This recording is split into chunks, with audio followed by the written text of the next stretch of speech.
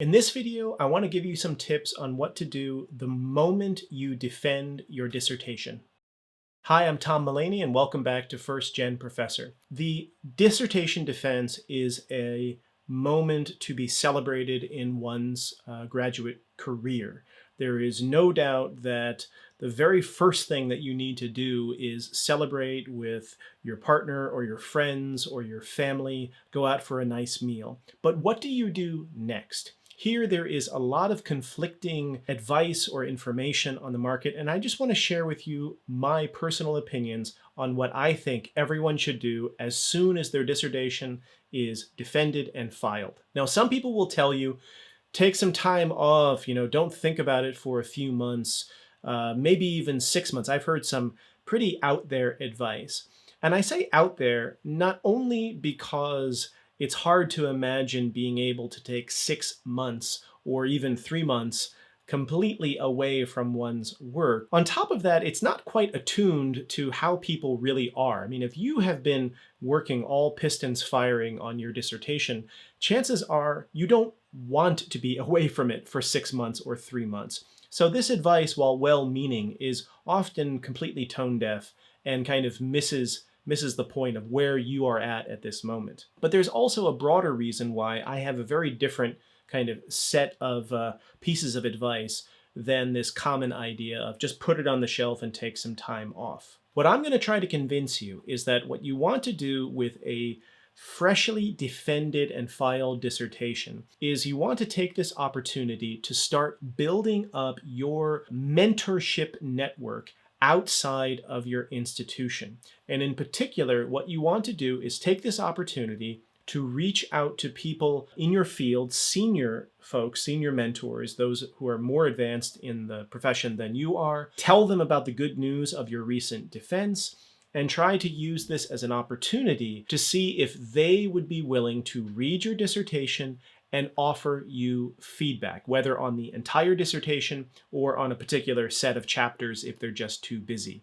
Now, why am I recommending this? That's what this video is all about, so make sure to follow through to the end because I think this advice will help you. It's certainly worked for me. First reason why it's extremely valuable to get your dissertation into the hands of people who really know this field and can help you out. And this is a very practical one. The more eyes you have on this dissertation, with all of the kind of request for confidentiality assumed, I mean, that's something that you should include in your email. You're imposing on their time, yes, but at the same time, you recognize or you ask them that they don't circulate this, is that having a number of eyes on the project at this moment will help you resolve some of those low-hanging fruit problems that may still be present in your dissertation, which your own committee might not have been able to identify.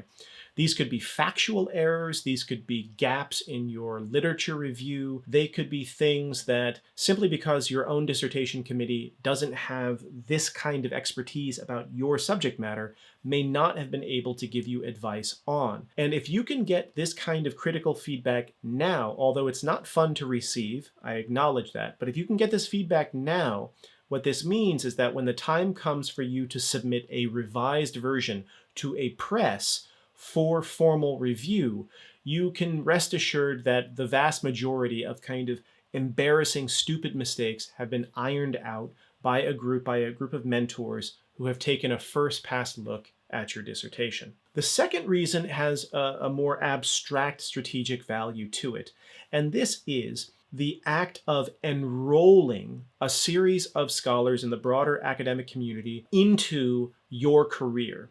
You want more than just your own advisors, your own dissertation committee on your side, rooting for you in your academic career, whether that's for the job market or for fellowship applications or for publication or for just general invitations to conferences. You want to make sure that the wider world knows you exist and then what you work on. Well, up until this point, chances are in grad school, maybe you attended some conferences, maybe you got an article published, but chances are you are far more well known among your own university faculty than anyone outside the faculty. This is your chance to change that dynamic because you are no longer a student anymore.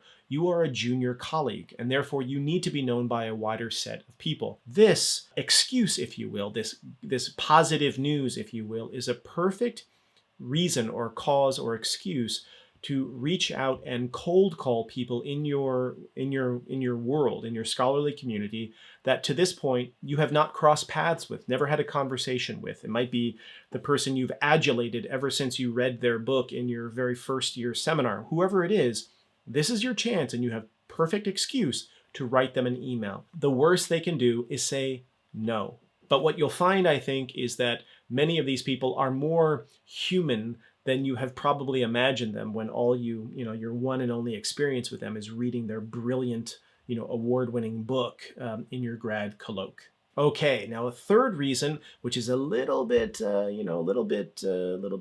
strategery-ish to summon the evil W. This little bit of strategery is that by sending out your dissertation to a network of, let's say, 3 or 5 or even as many as 10 more senior scholars in your field to take a look at it and provide you feedback, you are in effect preparing the ground for the possibility that when the time comes for you to submit your revised manuscript to a press, that when the press, reaches out to the most appropriate reviewers, that there is a chance that a good number of those most appropriate reviewers might be the very people who you wrote to in advance. What that means is some of them could say, actually, I already know this work, therefore I have to recuse myself. Maybe they're extremely formalistic in that way, but the vast majority of people will say, in the quiet of their own mind, oh, okay, yeah, I remember that scholar. I'm actually familiar with the work. I would be interested to see if they took my advice from before. And sure, I would be happy to review this manuscript for University of blah, blah, blah press. Now, what does this mean? It means that the university press is going to have a higher response rate or a higher yes rate to its requests for reviews. One of the hardest things that university presses have to do is secure reviewers for the work that they are considering for publication. Everyone's busy, everyone's strapped, everyone's, kind of neoliberal automatons and so forth. But if there is a set of people who is already familiar with the work, who has already read an earlier draft of this, they are more likely to say yes, because it's not going to be that much more work to see what you have done with your revised version. So first of all, it increases the probability of yes responses when a future university press reaches out to anonymous reviewers to review your pieces. Second is that it increases the probability of a favorable review by and large. Now, I don't know who's watching this. Your dissertation could in theory be a total piece of shit, but I'm assuming that it is based on rigorous, solid research. Sure, it has gaps, sure, it has problems, but you have, put together a work of serious scholarship. You have run it by this network of anywhere from 3 to 10 mentors in your field. They have given you feedback. You have incorporated that feedback. And now the manuscript you're sending to a press is pretty solid as far as first book manuscripts go.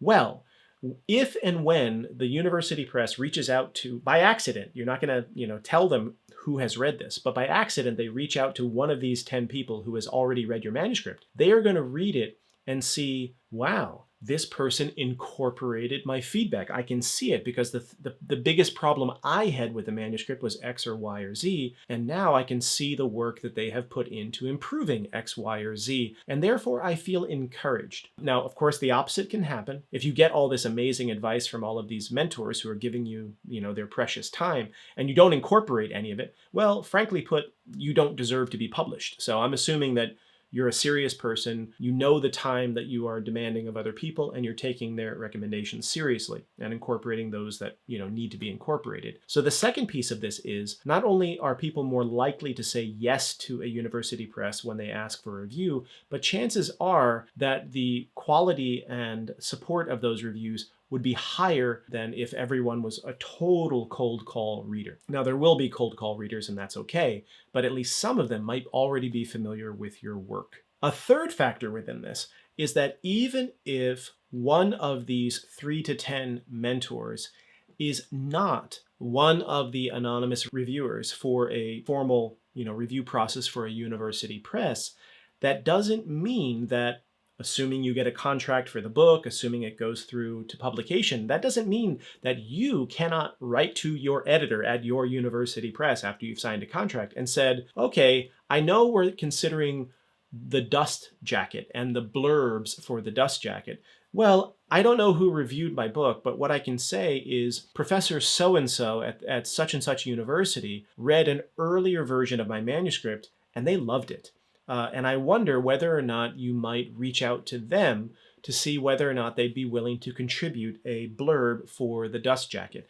So what I'm saying here is, in addition to the actual substantial intellectual, feedback you're getting, you are also pre-screening a potential set of blurbers or, dust jacket reviewers, which, let's be frank, let's be honest, is a major thing in our world. I mean, that's the reason why you see, these names of illustrious scholars on the backs of so many books, is because presses are eager to get them to shine their light on the book. Well, in your case, maybe one of those 3 to 10 people you reached out to is actually a major name in your field, and they read your book and they seem to like it, and why not double back and see whether or not they would be willing to write a blurb, or if your series, your editorial series, is this kind, maybe even a preface or something of that nature. So there's a third kind of benefit to, or ways in which that this network of mentors can cycle back into the success of your future book. Now, the final piece of this has to do with, if one of these 3 to 10 mentors who has read your dissertation, who has offered you comments, if one of them happens to end up becoming an anonymous reviewer for a university press who is reviewing your manuscript, your revised manuscript for publication, the other benefit of having had them read your manuscript, an earlier version in advance, is that it will increase the speed by which those individuals will provide their reader reports back to the press.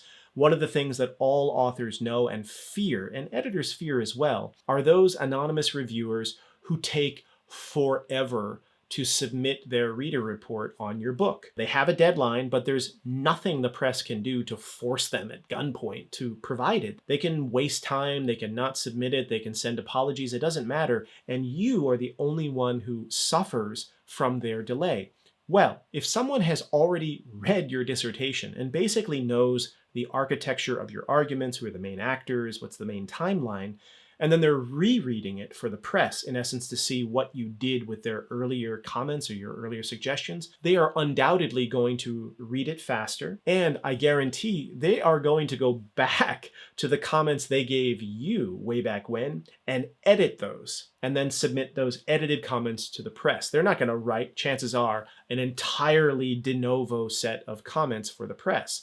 They're going to cut corners, I guarantee. They're not going to admit it to you. I'm sure that someone's going to suggest in the comments field that all of these people are, saints, but they're human beings and they're going to economize time. So in the long and the short of it, not only does it increase the probability of people saying yes to review your work for a university press, increases, I think, the chances of those reviews being substantive and positive, but 3 is that it increases the chance that they will provide these substantive, supportive feedback faster than they otherwise would if they just got your book manuscript in their inbox and they've never seen a word of it. Okay, well, this is my suggestion to you. So when you file your dissertation, maybe take a week off, maybe take a month off, but don't squander this opportunity to build an intellectual community beyond your university that not only will help you in the publication process of turning your dissertation into a book,